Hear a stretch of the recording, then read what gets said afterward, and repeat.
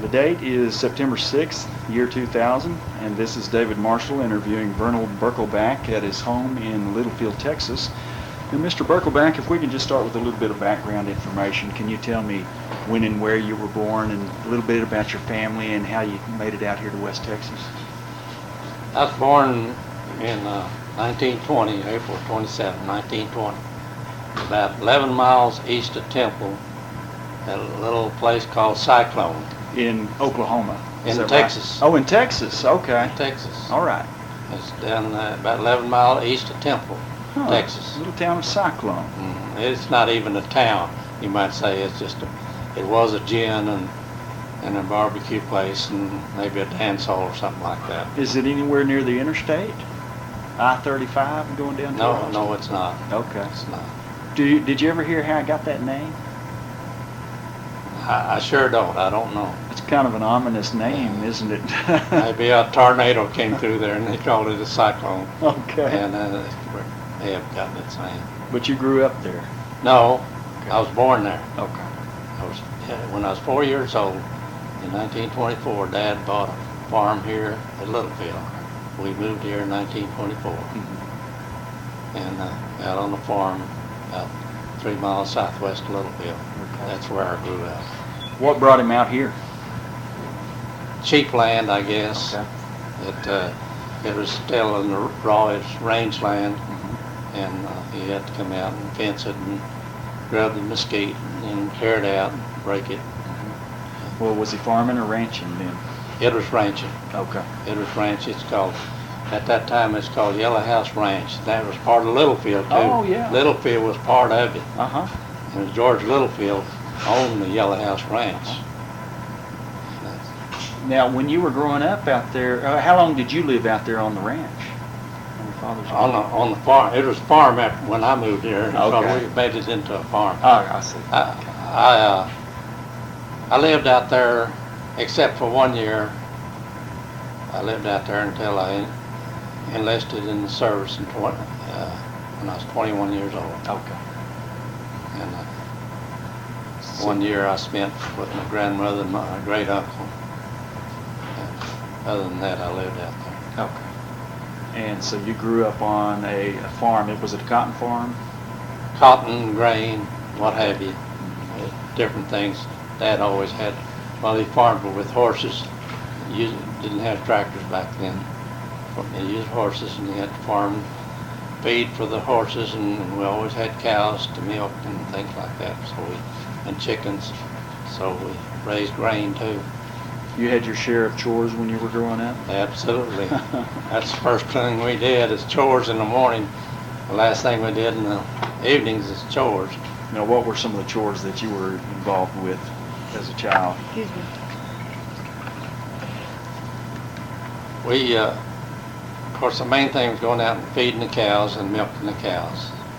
But we fed the horses, and that was our morning and evening chores. But when we wasn't in school, we was farming. We harnessed horses and took them out there, and most of the time, single row plows, something. You could work all day and just almost step across what you did that day. It's slow business.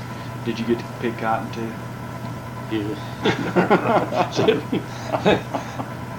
Yeah, in fact, when it come cotton chopping time, we had to chop weeds out of cotton. We stayed out of school for maybe a week or two doing that, and we did the same thing when we harvested cotton. We stayed out of school and helped. Well, I'm kind of curious to know, when that happened, would you rather be in school at that particular time or out there in the field? I'd rather be in school, that's right. Did you ever think about following in your father's footsteps and being a cotton farmer, or have you done some cotton farming? Negative. At what point did you decide not to go that route? When I was growing up on a farm, I said, this is not for me. Out there in the middle of chopping cotton, you decided that wasn't what you wanted to do? That's right. Pretty much it. But, so I got away from that when I enlisted in the service. And, well, you went to schools right here in Littlefield, did you? Yes. Okay. When you were growing up out here at Littlefield, was Was Littlefield a pretty good sized town at that time, or No, has it grown? when we moved here, there wasn't a paved street in town. It was a real small town, very few buildings. Was Anton already in existence down the road here? It wasn't incorporated then. It was later. It was already had started, but it wasn't incorporated until later years. Okay. Now, what about Roundup? Was that a going concern at that time? It's pretty much a vacated town right now, it looks like. Well, I think it was just a wide place in the road then. It's always been just a wide place in the road then, Yes, I guess. that's right. Okay. And when your father harvested his cotton, was it ginned right here in Littlefield? Yes, it was. Okay. And apparently he raised milk cattle. Did he also have some beef cattle? Or did you just... they were grown for beef, yes, because Okay. we did our own butchering and things like that. But so you were really just milking some of the beef cattle? Or Well, did you... no, or they were milk cows, but Okay. what I'm saying is they were also butchered for meat. Okay, I see. The steers were. Okay. Do you know what kind of cattle they were? What breed they I'm not sure, but I think they were Jersey and Guernsey were? cattle. Okay. I see. Well, the reason I ask is that I didn't know of any dairy operation out this way. Was there any large-scale dairy operation? There's one. I don't know when the dairy got started, but we did have what called a Cundiv dairy here in the west part of town. And it started rather early. It was going through the 30s, I know. Okay. And it wasn't a large dairy, but they did have cows. Was it pretty much designed to meet the needs of Littlefield people or people in Lamb County? Mostly for Littlefield and Lamb County, I'm Okay. sure. And so your father was farming land that was carved off of Littlefield's ranch, George That's right. Littlefield's That's right. ranch. When you were young, do you remember seeing any of the remains of that big old windmill that Littlefield used to have? I saw it just a year before it blew down. Is that right? In 1926, we drove out to it, and it was standing in 26. You were about 6 years old at this Yes. time. And I remember the windmill. Was it an amazing thing to behold? Can you describe it to I me? say it was tall. To us, it was really tall. It was built above. There was the headquarters right below a bluff, Mhm. and this windmill was right there in front of that bluff. And they thought they had to get the windmill above that bluff. That's the reason it's built that I tall. see. Do you have any idea how tall it was? No, I'm afraid not. I don't know. I'd guess 50 to 75 feet. Okay. Well, I've heard it said, I've heard people claim that some of these tough cowboys who would ride any old bronc would quit before they climb that windmill to grease it. I'd heard it said that when they hired a new cowboy, that was his chore. The new cowboy was climb up there and grease it. That was the initiation, huh? And do you remember when it came tumbling down? Yeah, it was in 26. Okay. You heard And about we saw it just before. Okay. We had a real strong wind in when Dad's first cotton crop, the mountain thing was in 26. And there come a sandstorm on Thanksgiving Day, and it just blew the cotton out and covered it up. It was a strong wind, and I think that's the wind that blew the windmill down. And what time of year was that? Thanksgiving Day. Oh, that's that famous sandstorm that came through on Thanksgiving Day. You hear a lot of people talk about that one. That's what happened. You got to witness that. Yes.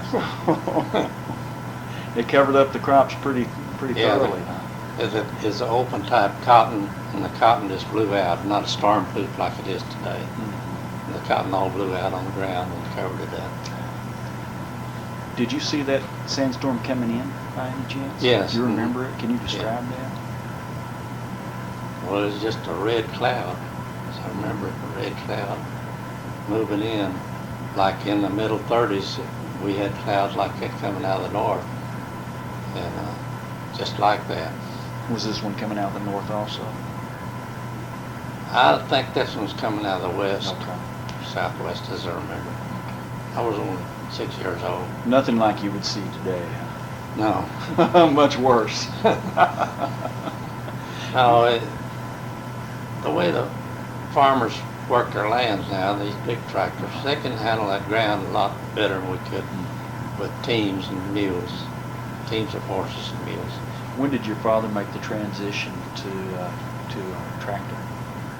Or did he? It was about either 35 or 36. Okay. He bought an old B model John Deere. Okay. So before the war? Yes. Oh, okay. Were most people making the transition at that Yes, time? there were quite a lot of them were. Okay. Well, let's talk a little bit about how you got into the military. And to kind of set the background for that, I'm curious to know, as a child, did you have interest in aviation? No, I can't say that I did. Okay. I never did go up in the plane, Okay. and just wasn't that interested. It seemed like I didn't have that much of an opportunity to go up, really. How often would you see a plane in Littlefield in the 30s? Very seldom. Did they come in to give shows every now and then? Yeah, they came in to give rides, Okay. but I guess we never had enough money to go up even for a ride then. Or at least I didn't. I didn't go up for a ride.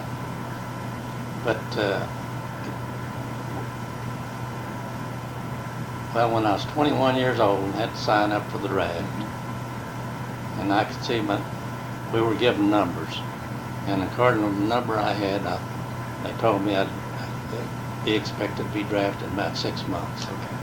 And I'd be drafted into the whatever, infantry or whatever. And so I decided I wanted to do something besides that. I thought I was a little bit mechanically inclined. I thought that I'd went to Lubbock and I signed up to go into Army Air Corps. Okay. It wasn't Air Force at that time. It was Army Air Corps. To be a glider, to be a aircraft mechanic. Okay. And so we were sent to El Paso, Fort Bliss, El Paso, for our uniforms. Initiation, whatever that amounted to. We spent about 3 days there, and then shipped off on a train to Jefferson Barracks, Missouri, Okay.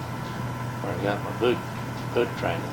Waiting to go take the test and waiting to go into mechanic school. Well, how long were you in boot camp before you went on? We were only there about a month or so. Okay. And I really didn't get a lot of boot camp. I spent most of my time KP in the kitchen.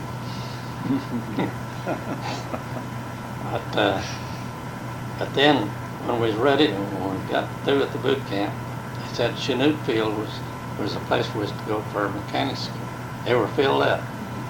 So they loaded us on a train and shipped us all to Las Vegas, Nevada for ground personnel.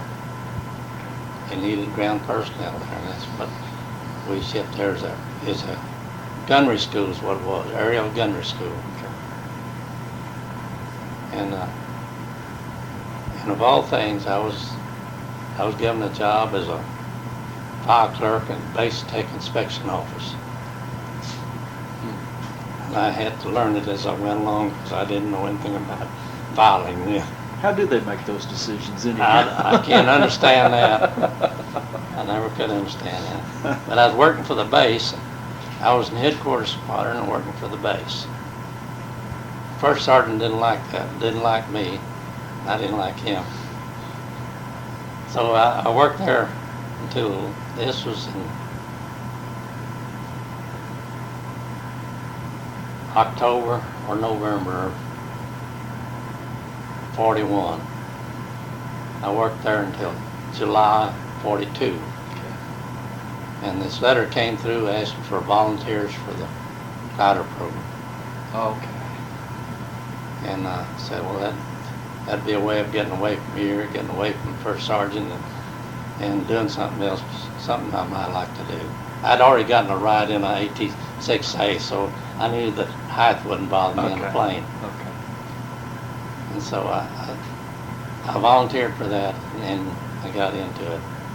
And we were shipped to Clovis, New Mexico, all places, 60 miles of home. And we arrived there July the 4th in 42. And we started training almost immediately. It was a Clovis Municipal Airport, where Cannon Air Force Base is now. Okay. And we were trucked out, we were built in Hotel Clovis in town. And they took us out in trucks out to the airport to fly. We got our ground school there, local school there in Clovis, where we did our ground work. Went out there and we put in, they give us 55 hours in light planes. I'm talking about these light liaison planes, 65 horsepower then. And two-place, tandem, Cubs, Roncas, and tailcrafts. Now, are these biplanes or are they single wing? They were single wing, Okay. single wing. And like I say, only 65 horsepower. Yeah. They don't fly about 65 miles an hour.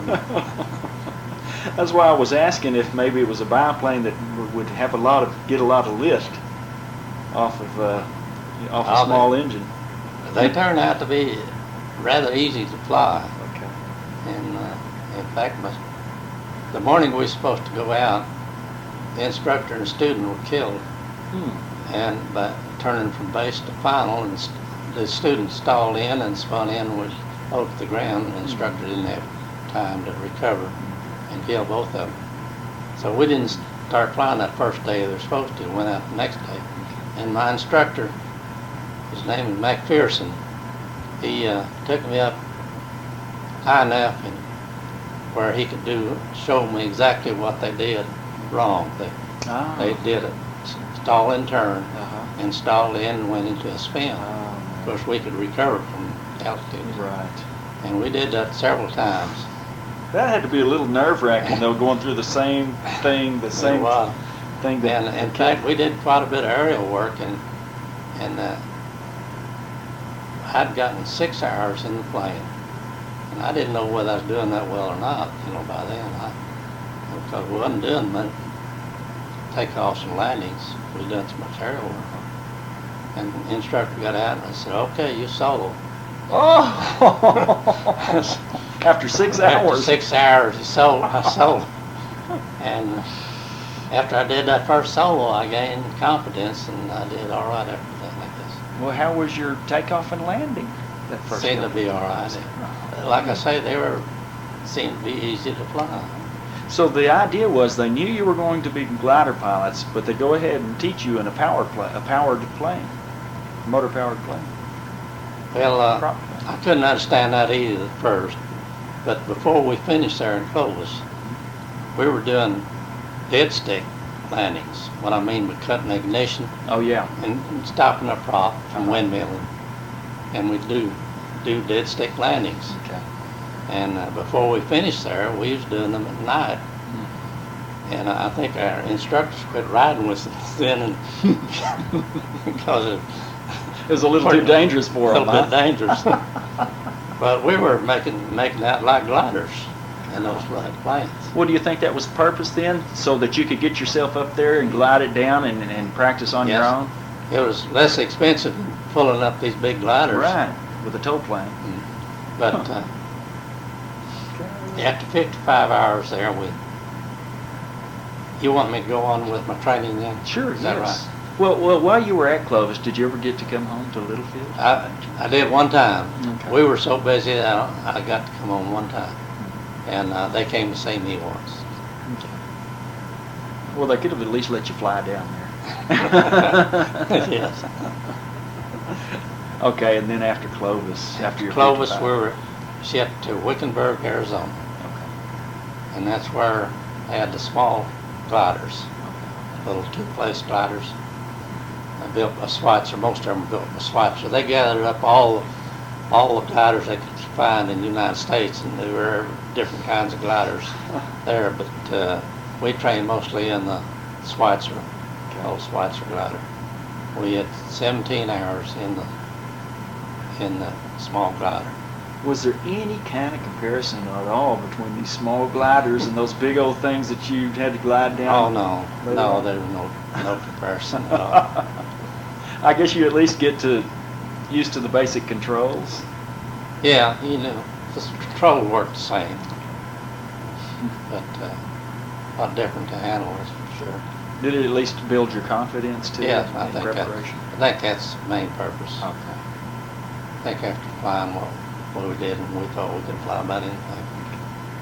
But from there, we were shipped to Albuquerque, where it was just a place we stayed for about a couple of weeks before we sent to our advanced school, which was the big gliders.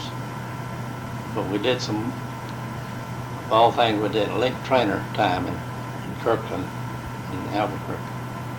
It's flying on instruments. Oh. It's what the simulators are today. These were link trainers. They were really simulators. Okay. A lot more efficient today. So you learned your instruments. I learned my instruments flying. there. Was it simulated motorized Yes. flying? Okay. Yes. Did they also have some kind of link trainers for gliders? I don't know of any. Okay. No. So you didn't train on anything. From there, they shipped us to Stuttgart, Arkansas, and it was a new base. They just started up, and they did what we call advanced gliders, the big gliders, same ones we flew into Normandy and into Holland, same gliders, CG-4A. So they would tow you up in these. They towed us up in C-47s and released, and we landed on the runways. Really didn't learn how to put them in small fields. Which is what you ended up having to do. Yeah, but we learned that later in the training. But from there, we went to Bowman Field, Kentucky, and we got back in the small planes. Had a bunch of these, just like the planes we started in. And hours on end, we'd take them around the pattern and land them dead stick, spot landings. Okay. And in between they'd stick up cane poles to land over, and cane poles to stop at. So you had to, what you call spot landings. We learned how to land in small areas. This is the point at which you were one step away from actual combat. Then, is that right? You were at the point of advanced training where you were doing everything just about like it would have to be done. Well, one thing, it was a lot cheaper for us to fly those than was to pull us up in the C-47. Right. Okay. And we could get a lot of landings in, and we'd fly 6 hours at a time, and all we did was take off the landings. And we did it even at night. Now, when you say spot landing, how small an area can you land a glider in? 500 feet. Okay. By the time, talking about these big gliders that you would eventually land, once from the time you hit the ground to the time you stop, how far would that be? If you land in a plowed field, you could actually stop them in 500 feet too. Okay. And I've done that.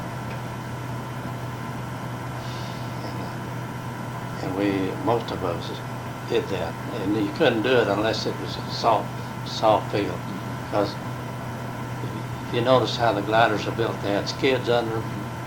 If you look at the glider, when you landed, you could stick them up and stick those skids down in the dirt. If you're going too fast, they'd go clear, they'd flip over the top, and I've seen that happen. They come in too fast. I've seen that happen in Holland when we landed there. They come in because the Germans were shooting at them. They thought they had to land fast to get down there. They'd hit the skids, go over the top, and all that load would fall right on top of them. So, but you have to come in just as slow as you can, or just about stalling speed. And in fact, it's so slow that you didn't have much aileron control. You kept your wings level with your rudder pedals. I think that's not possible, but anyway, That's where we learned how to do it and come in just real slow, and then when we hit the ground, we dump it over and stop. Now, was this country that you were landing, and we'll get to this a little bit more later, but was this country you were landing in Europe, was it hedgerow country? Yes. Would those things just plow right through a hedgerow, or did that give you trouble? The tank couldn't go through the hedgerow, much less a glider. Tank. What would happen if a glider hit one of those? And there were a lot of them wrecked that way too. Quite a few people killed. Would they flip sometimes? Would they flip over when they hit one of those? Well, no, they flip over, but mostly the trees were there that couldn't completely flip over. Okay. But they'd hit, it's like hitting a wall.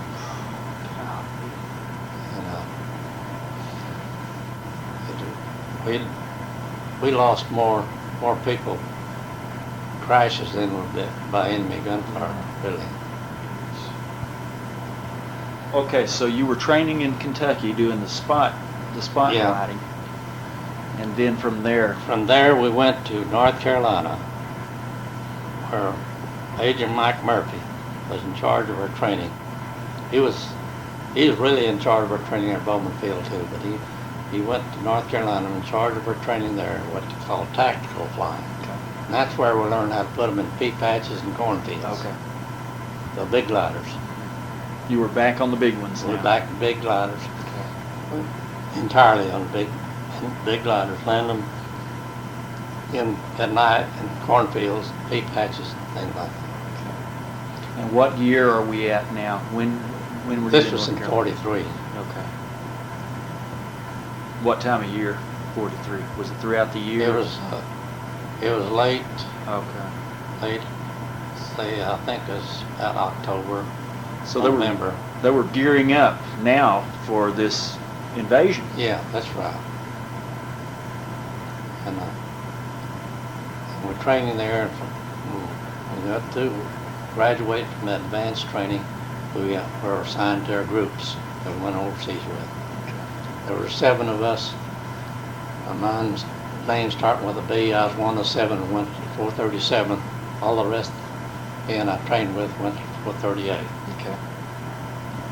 And I was based at, and 437th based at Fayetteville, North Carolina, Hope Field. Okay. And Did you, in learning to land these big gliders, did y'all ever practice landing in clusters? A lot of gliders at the same time, looking yes, for we a did. spot to land? Yes, we did.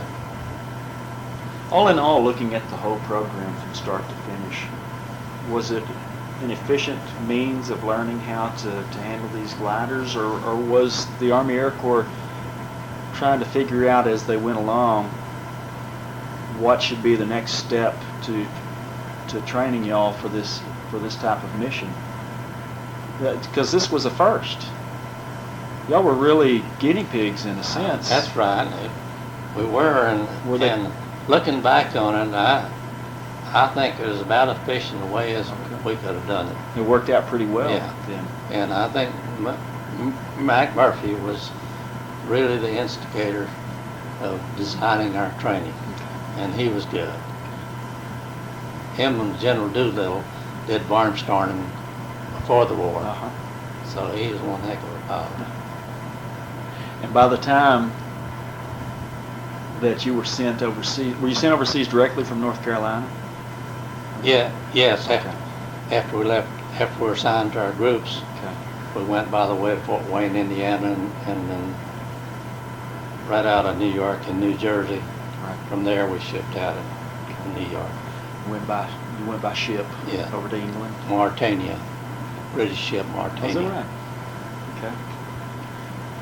And then were you in southern England for a while then? We were based at Ramsbury, England, which is about 65 miles west of London. Okay. The entire time that I was in England, we were based there. Were you pretty well kept at camp? We were given leaves into London. Okay. Did you continue your training there? Yes, we did. Okay. We did. We did a lot of training there. We even trained, you say landing in group, in Clusters? clusters, what you said. Well, we did that, and just like we would on D-Day. And we didn't carry them in. We had bags of sand for a load in our gliders, so we wouldn't kill anybody. Mm-hmm. And we landed in small fields there that way. They tried to get the weight right to make it realistic to the way it would be That's when it was right. full of equipment? It was not always that way, but we did a lot of it that way. Huh. And a lot of our practice was pre-dawn. Oh my. They knew that it would be pre-dawn for the most part. Pre-dawn launching and dawn landings. For some reason we didn't do any night landings in England, which we should have, because we had a night. Normandy was a night landing for us. We were supposed to have moonlight, but it was overcast, so. We had a lot of British weather. You know what that is, a lot of fog. And as far as I myself, I didn't seem to get any trouble in gliders, but our power planes they did get in trouble, and there were some of them killed because flying in weather they couldn't land in. Was there any effort to keep the glider training secret when you were in England? Or I don't know if that would be possible or not. No, it wasn't secret, not until it was decided when D-Day was going to be, then we kept secret. And I guess one of the main secrecies was just where you would land. where and when, yeah.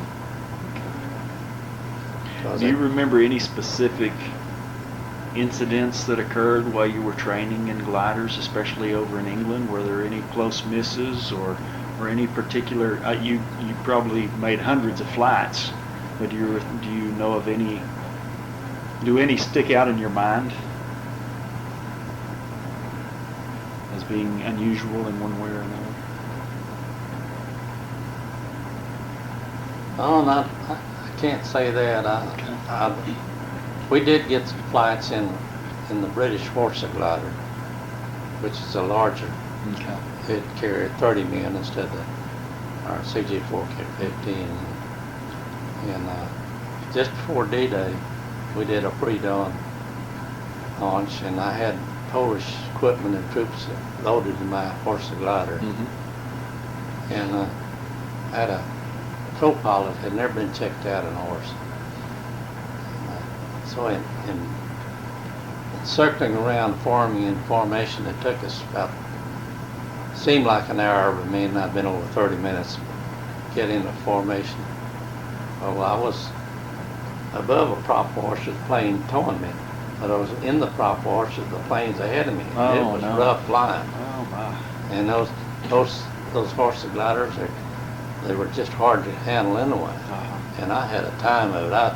In that cold weather, I was sweating, and I turned it over my co-pilot, and he couldn't handle it. He had me checked out, and I flew the whole thing.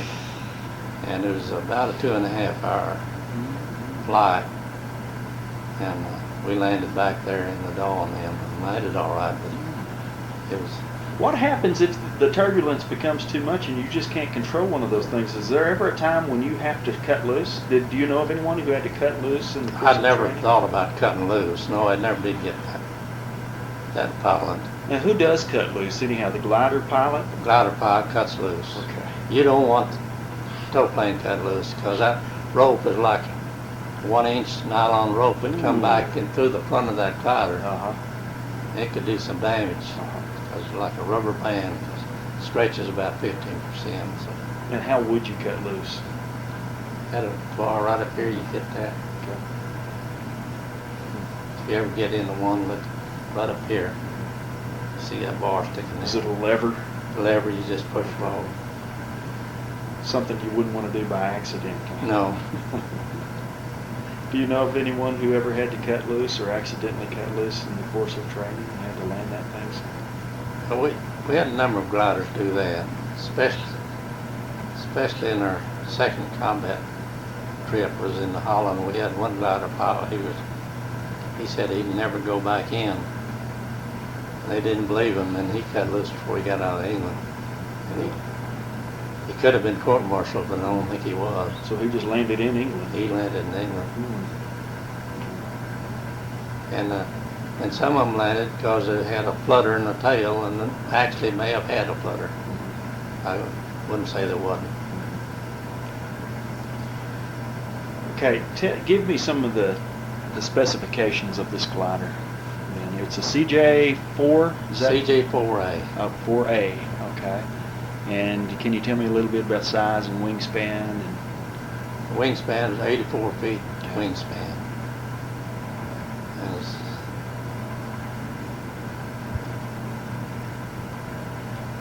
And how? I'm not sure about the length right now. How about its capacity? What all could it carry? It weighed itself about 3,500 pounds empty, and it carried about that much load. It's 7,000 pounds. Goodness gracious! Gross. That's a lot of weight to glide. They didn't glide very well. How would that work? Would they drop pretty quickly in altitude? They drop by as quick as these light planes I was telling you about. Cut the switch, about the same glide ratio. Okay. You have to be ready to land when you cut loose. You have to really be ready to hold that. You really have to hold that nose up then. Well, does it try to nose down, or is it designed in such a way? It depends. You can trim it to where it nose down and nose up. Okay. Was it pretty easy to trim? It was easy to trim and easy to fly. Okay. A lot of people thought it was a booger to fly, but I thought it was an easy plane. Okay. And 15 troops. That's included the pilot and co-pilot. Okay. And that's all part of the weight, so including the troops at 7,000 pounds. Yeah. The plane and the supplies. Well, I say it gross 7,000. The troops and equipment and all could weigh 3,500 pounds. Okay. And I never did, in the combat, I never did carry just troops. I carried equipment in both times. And what kind of equipment would you carry in? I carried in a 57 millimeter anti-tank gun into Normandy. Okay. A co-pilot, and 2 infantrymen. They were the 82nd Airborne Infantry.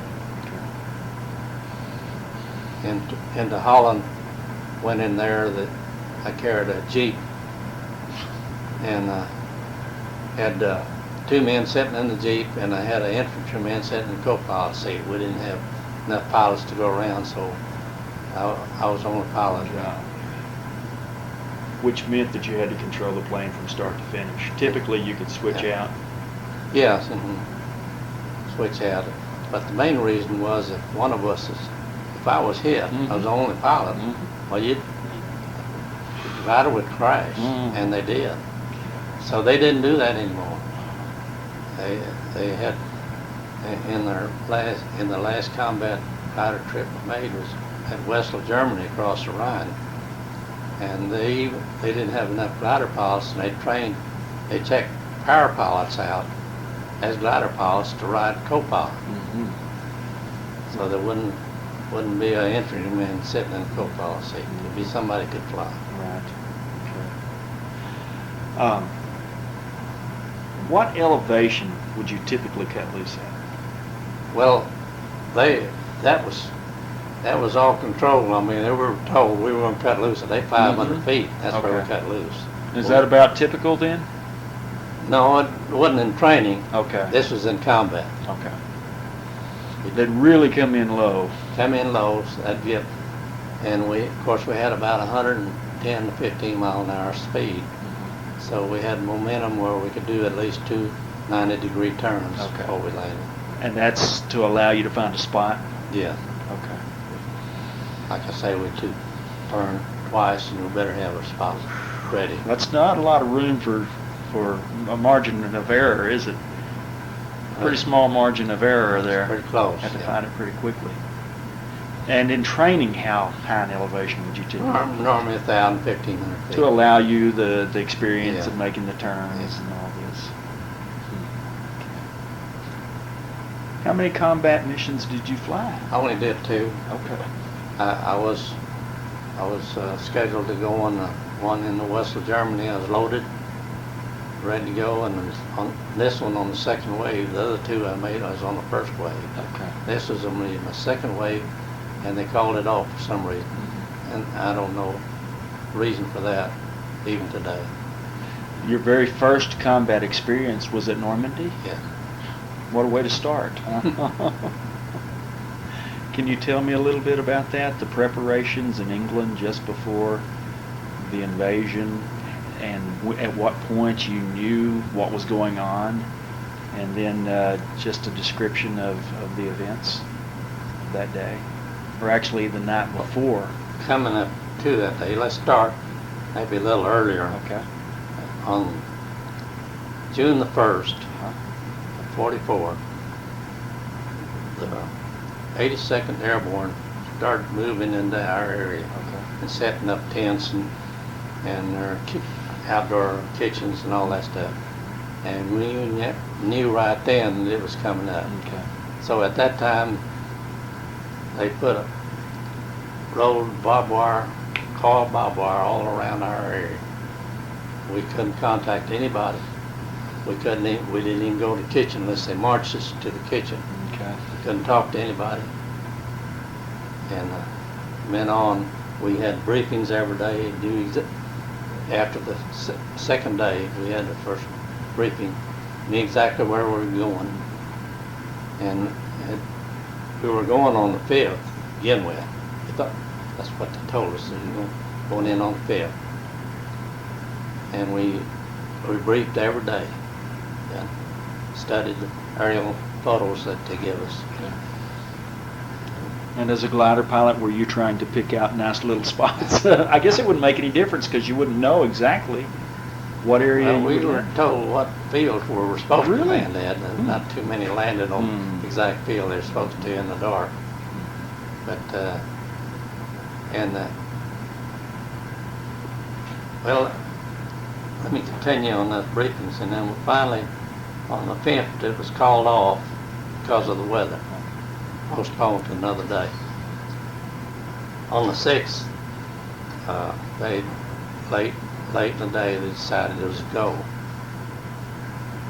and all the gliders were already marshaled, all the planes were out there ready.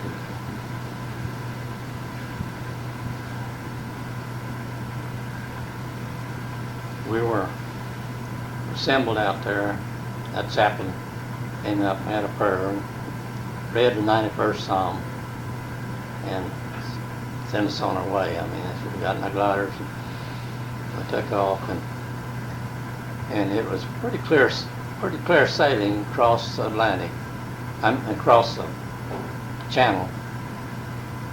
We had one turn point after we first formed in the formation. There was 52 planes and gliders formed in the formation, and first there was echelon of four gliders, 4 planes. Okay. And our first point was Portlandville point in southwest England. Our first point to fly over. And then the next point there was a ship out in the Channel west of Jersey and Guernsey Island, west of Cherbourg. And that when we turned there right going into Normandy from the west side. We come in from the back side of Normandy. Flew in between Jersey and Guernsey Island. They were both firing at us. Off of Jersey and Guernsey Island? Yeah, they were shooting at us from both islands. And I don't think they were reaching us. I couldn't tell they were reaching us. You know what altitude you were at this point? We were 1,500 feet. We were 1,500 feet across the channel, and we're still 1,500 feet there. And you could really see those waves at that point, couldn't you? That's not very high, is it?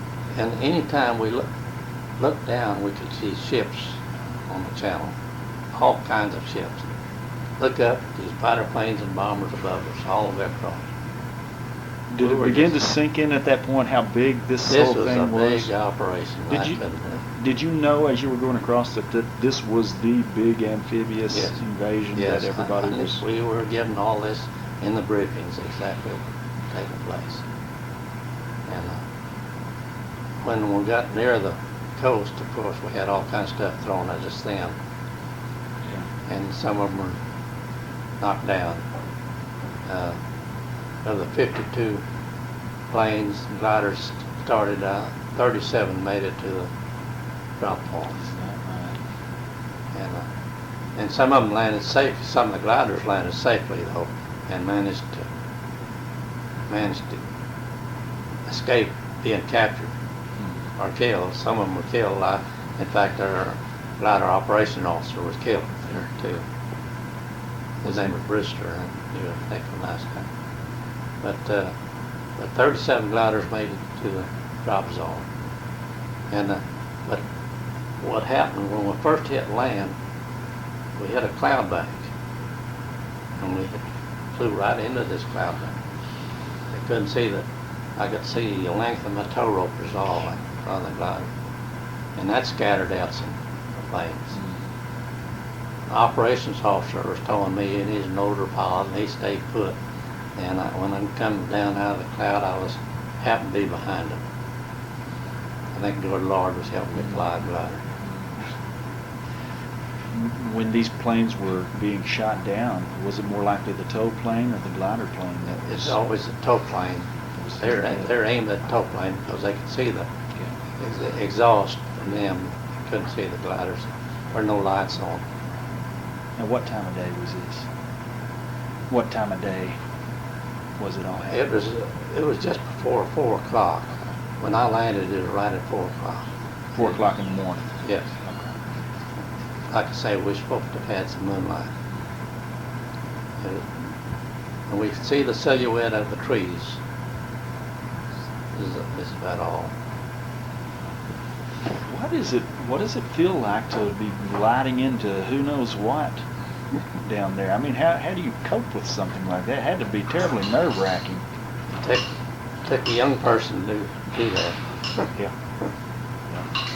That's the reason you young people can make soldiers out of. I was frightened. I'm not saying I wasn't frightened. There'd be something wrong with you if you weren't in that kind of situation. Goodness. But I wasn't frightened enough that I couldn't do my job. I think I was still able to do my job because when I cut loose, I landed my glider, and it was flyable after I got it down.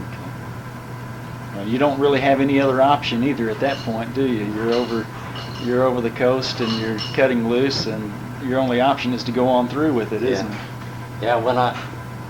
The way that we had a cable from the tow plane, telephone cable from the tow plane to the glider, and it worked before we took off. After we took off, it didn't work. So we didn't have communication between the tow plane. Okay. But the way they signaled us to cut loose, when we got over the spot, the navigator was riding in the plane and was towing me. We got over the spot to cut loose. Well, he gave me a signal in the astrodome. There's a clear plastic ball on top of the plane. Give me a light signal in that, and I cut loose.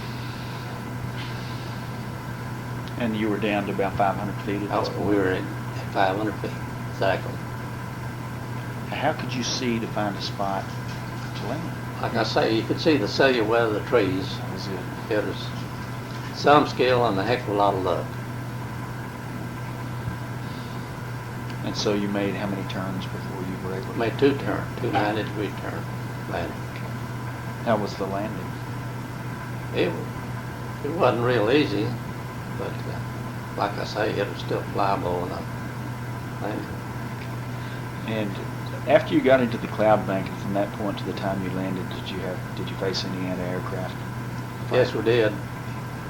We had tracers coming up at us where we could see it, and then other shells may have come by that I couldn't see, but I could see the tracers. Did the glider take any hits that you know of?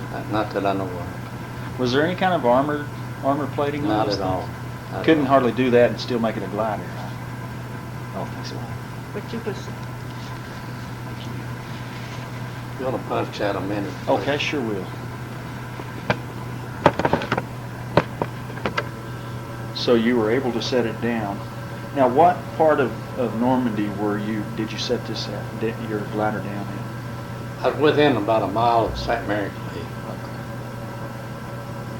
About my directions were correct. It was to the south, maybe the southeast some of St. Mary's League. Were you fortunate enough to land with other gliders, or were there any paratroopers in the area? There were paratroopers. Okay. And one glider pilot, it was dark and I didn't see his glider. It wasn't close enough, but I did run into him right after I landed. Okay. And but paratroopers there, and one of the paratroop officers, I'm not sure whether he was a lieutenant or captain, he come up and asked me what directions. He was lost. He didn't know what he landed, and he didn't know where he was at. Okay. And since I knew exactly where the radio was set up at and where our command post is, I told him, where the command post or our command post was. That satisfied him. He went on with his group. You hear stories of people landing, especially some of the airborne troops landing in isolated positions and having a difficult time finding other GIs. Was that, you didn't face that problem right on?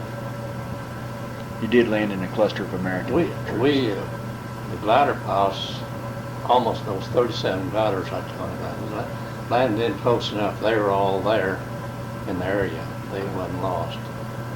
But the paratroopers are scattered all over the place. Okay.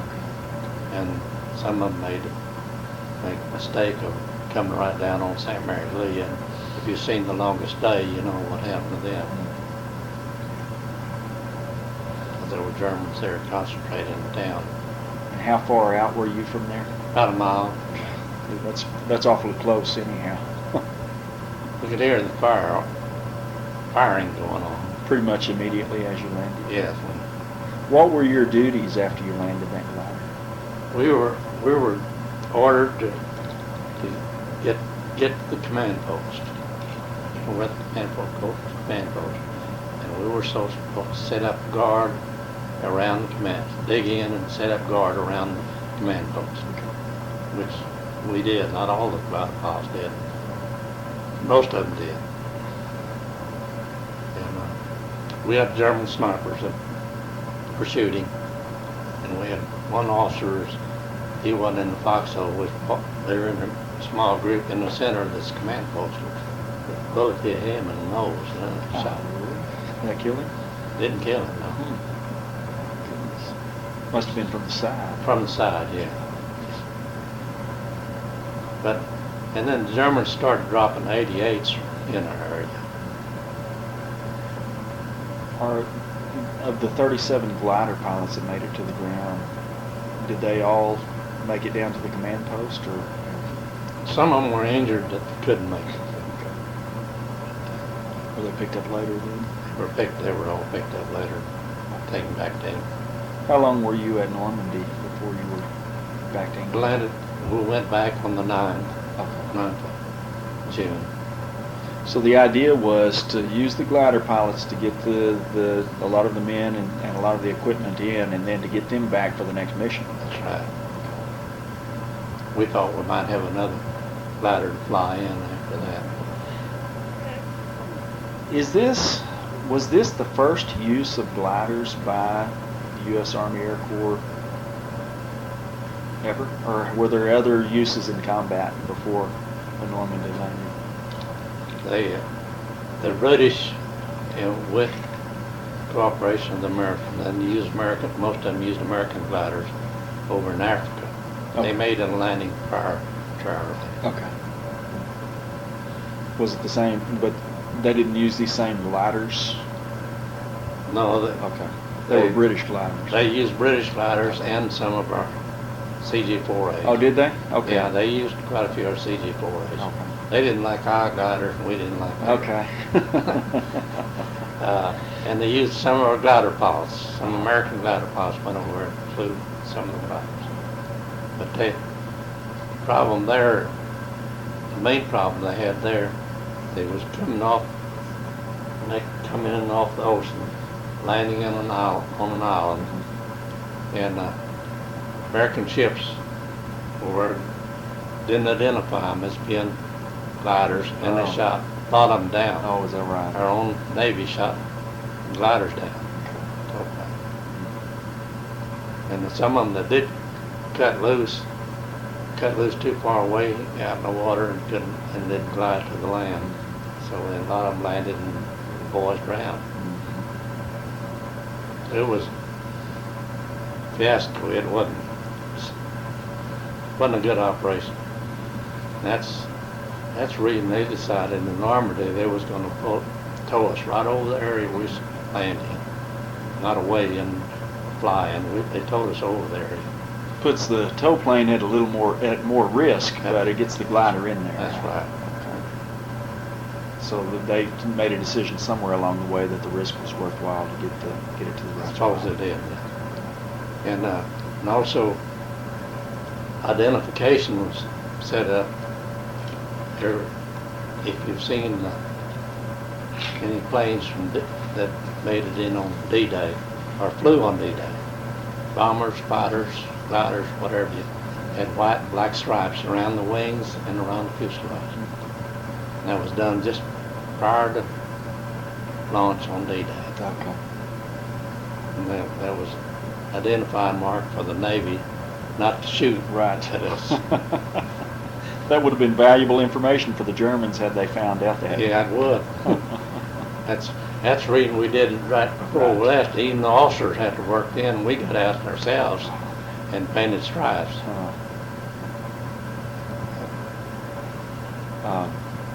So you, after the Normandy landing, you were sent back to England, and then did you begin to prepare for another mission at that point, or were you given some time? We kept training. We're given some time off. In fact, we loaded on a plane, went up to Edinburgh, Scotland, and spent a little time off. But as soon as we got back to base, it was training all over again.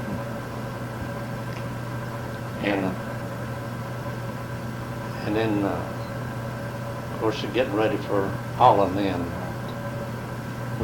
Tell me about that mission. Holland was called Market Garden. Monty Montgomery's brainchild, and he talked Eisenhower into doing this. And he was the biggest, up until then, it was the biggest airborne operation ever. And that's the reason we didn't have enough glider pilots for the gliders. But the British airborne went in, and every American glider and every horse glider that could fly went in and did. And How many in all, would you say, as far as the American force?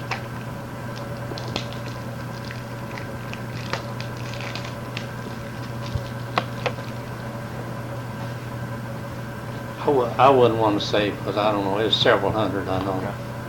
Well, you were, at this point, you were a veteran combat glider pilot. Did you see a lot of second generation soldiers coming in, glider pilots come in for this? Some of them hadn't been in combat. Yes. Okay. Yeah, we had people assigned to us. This was their first mission. Okay. And then I can see that would be pretty scary, especially since you didn't have co-pilots. Mm-hmm. Right. And because there were men killed and gliders lost because the pilot was hit and nobody to fly it. There was no way of bailing out of these gliders. We didn't have Didn't have a parachutes. parachute. We didn't wear parachutes. You either glided it down and landed it, or you didn't. Well, that's what we did in training. We had parachutes, but we didn't in combat. Well, and in training, you were at a lot higher elevation Yeah, than that's you could right. actually use them. How would you get out of one of those if you did have to bail out? Well, you couldn't put it on autopilot. It wouldn't. You'd have to get back. There's one door to use. There's nothing near the side. cockpit, is there? No, there's no doors that way to get out of there. You can run back there and bail out one of the door back there. Yeah. It wasn't designed for any kind of escape. But Since that was what I was going to say. That Holland Mission Market Garden was daylight mission, and we flew over enemy lines for about 30 miles before we got to our landing area, and there were quite a few planes shot down in that 30 miles. What time of day was it? About noon. It's just about midday. And what day was this? 17th of September, 44. And I made it there. I know my glider was hit some, or either that or the shells coming by were popping. They could be popping like it hit and not hit the glider, but anyway, to hear the popping sound of the shells or hitting the glider. I didn't take time to look for holes in the glider when I landed. But we got to the landings there near Zone, Holland, which is near Eindhoven. Zone is a little town just to the east of Eindhoven. And after I cut loose and started to land, so P-47 dived down and knocked out a German tank on the road. What a sight to see. You had a bird's eye view of that. Yeah, just before I made my first turn, I went that P-47 in this German tank. And they hit everything. They had orders to hit everything that moved around us. In fact, they even hit a German ambulance that was on our field. And Germans have been known to set up a good machine gun in their ambulances. Yeah. And so they wasn't one in this one, but they knocked that ambulance out. Was there ever a problem with too close a proximity of fighter planes and gliders? Did they ever get in each other's way or make it difficult to maneuver? Not to my know. We were the first wave in, and had all kind of fields to land in. Good landing fields. You couldn't miss a field. Did you ever tinker with the gliders at all?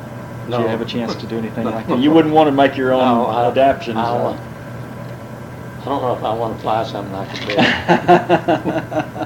Have you ever, well, you've had interest in gliding, obviously. Have you ever done any motor-powered flying, propeller flying? Oh yeah, Have you? in fact, after the war, I didn't fly gliders again and I stayed current in power all the while. I had my own plane. That's part of your business? Yeah, well, yeah, in part of my business too, but I flew a Cherokee 180. I bought two new ones. One of them, something happened to it. Somebody's flying that wasn't supposed to be flying, and he crashed it for me and totaled it. Oh my! So the insurance bought me another one, and in fact, my wife and I went to Pura Beach, Florida, where they built them. Oh. And the dealer bought us commercial tickets, flew us over there, and so I flew my new plane. Oh my! So, a good maiden voyage, huh? Yeah. Got the first one to fly. Oh. So we had it for some time, and then we had a 206 Cessna before I quit flying my own power plane. I still fly power, but mostly our club tow plane, where we tow gliders up in. I fly it quite a bit. All right. Have to do pass medical every 2 years to fly power. So far, knocking on wood. What's harder, flying the glider or the power plane towing the glider? At least as far as what you're doing right now. Well, I guess it's a little more difficult. If you talk about flying cross-country gliders, that would be it. And when I fly gliders, I like to do cross-country work. Okay. And what do you mean by cross-country gliders? That's flying to someplace. Okay. Like last flight I had, I flew from here to Taos, New Mexico, back by Morton, level landing back to Louisville. And when you say that, you're getting someone to get you up at high elevation here, and you cut loose here and you fly over to Port Talos? You glide all the way to Port Talos? We do after we gain altitude. We cut loose from 1,000 to 2,000 feet, but we gain some altitude before we head off cross country. Like 10,000 feet, I got 10,000 feet here. Okay. And then as I went to Port Talos, I got higher, and and we got a talus of clouds over there, and I got a base of the cloud 14,000 feet. So you catch an uplift and it takes you up to a real good high elevation. That's right. And like I said, which is harder to do. I guess that's more to it than flying power, because you have to know where to go for the lift and how to work the lift. At some of those pretty high elevations, do you have to concern yourself with other planes coming through that area? We're restricted not to go above 18,000 feet. Okay. At 18,000 feet, we can get permission. We have to call someplace and get what you call a window. Okay. And you can go above 18,000 feet within that window. Okay. And I have been 26,000. Is that right? In a glider? Nothing but. That's getting up but there lift. close to commercial airline Yeah. altitudes. My goodness. And at what point would you have to start using oxygen? We're supposed to start using at 12. Okay.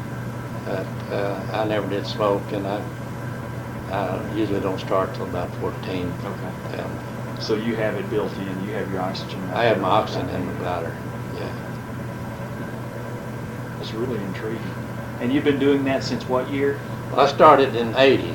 And that's the year that the club was established here. The Is that right? club was established in Lubbock, Town and Country in Lubbock, Okay. and they were really asked to move out. There was too much power flying they didn't like gliders there. Oh, okay. So they went looking for different places, and luckily they chose Littlefield. Okay. And they came to Littlefield in late in '78, Okay. and they flew here for a year or two. I was still real busy in the shop, and I didn't take time to come out and get a ride in it. And I did come out one day as president of the club, was on federal grand jury with my son in Lubbock, and he said, well, my dad was a glider pilot, so he said, well, why don't you come out and I'll give him a ride. So I went out and got a ride. I got hooked. And now you have interest also in the idea of a glider museum out here in this area. Can you tell me a little bit about that as well? Well, only in that I'm real acquainted with people that are heading that thing off as far as the World War II glider pilots. And they had asked me if I would be a director on it when they moved to Lubbock. I agreed, so I would. So I got word that I wasn't chosen as a director, but as a standby. Okay. So I really am. Okay. I'm not a director.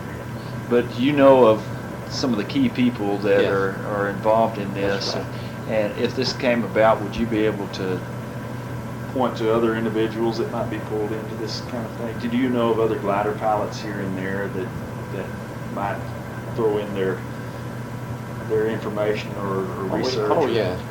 Or support to something like that? Oh yeah.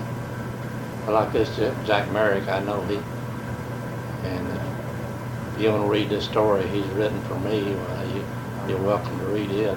Sure. And I'm sure he'll agree to let you have a copy of it. Well, I've about exhausted my questions, but you might have something else that has occurred to you that we need to put on the tape. Can you think of anything at this point? I was just going to tell you about one training mission I had. Right, that's right. Right after I joined a group, 437, in bed. Well, they had a maneuver coming up where the 82nd and 101st Airborne all be involved in it's with the Red Army and the Blue Army. They were really going to have battles on the ground. And it was going to be held in Fayetteville? It's going to be held in North Carolina, not in one small area. It's held over a big, pretty good sized area. Okay. And we were taken to Florence, South Carolina, and where we spent part of the night. We took off about midnight. It was dark, and they're all loaded with these glider infantry. Like I said, 82nd and 101st Airborne, and everything was blacked out on the ground. They had all the little towns blocked out. And the man towing me circled around and got lost. He got away from the rest of them, Oh, no. and he got lost. He kept flying around, circling, flying around. We gained some altitude while I was doing that. And I had no idea where I was at all, whether I was still in North Carolina where we're supposed to be. Uh-huh. We were supposed to land near Southern Pines, North Carolina.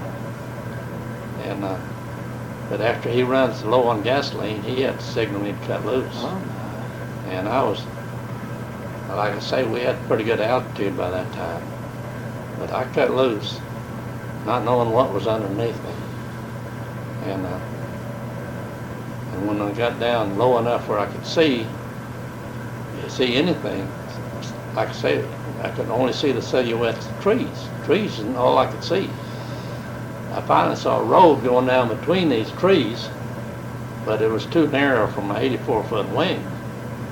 And I couldn't think of anything else to do but to try to get into that road anyway.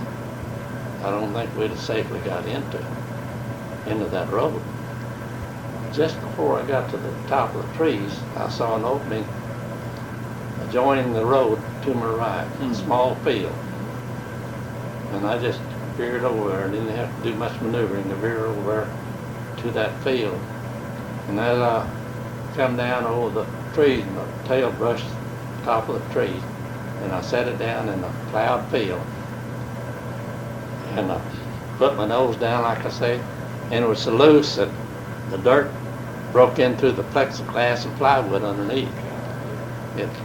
It stopped in a hurry before I got to the trees in front of me, though. And the next, when it came daylight, looked around and there were tree stumps all over this field, but the farmer was just farming around the tree stumps. Oh, my goodness. And I'd missed those tree stumps. How fortunate. I couldn't believe it, because I made it down safely that night. Now, how do you get out of a situation like that? How far were you from everyone else? Come to find out, it was 30 miles from where I was supposed to be. We had just flown around, flying around in circles. And I hitched right into town, went to a cafe, got a cup of coffee, and I saw the opposite army coming in the front door. And I walked out the back door. Refused to surrender. Yeah. And I got a ride of some highway patrolman going into the town where I wanted to go. In fact, my wife was still living there. We had a bedroom there, and she hadn't had a chance to move to Fayetteville. And she was still in this town, so that's where I went. I hope they didn't declare you AWOL for that. Oh, my goodness. You know, it raises another question. What if you're late on a landing, and you're landing in a cluster of other gliders or airborne troops at night, and you see a field, you know, you see that there are no trees, but how do you know whether there's troops there or not? I guess it's up to them to clear out, huh? It had to be. Couldn't take it. Can you hear those things coming in? Can you hear the gliders coming you in can hear them. pretty easily? They're pretty crude, and they make noise when they go through the air. What kind of noise do they make? Just air noise. Just a whooshing noise? Yeah, whooshing noise. Okay. But you're flying so slow when you're landing, they're not doing a whole lot of that.